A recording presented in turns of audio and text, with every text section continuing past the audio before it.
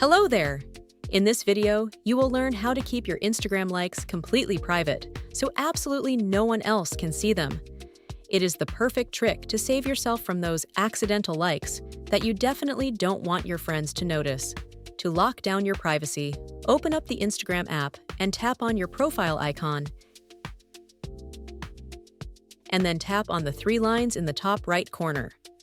Scroll down to the Who Can See Your Content section and tap on Activity in Friends feed.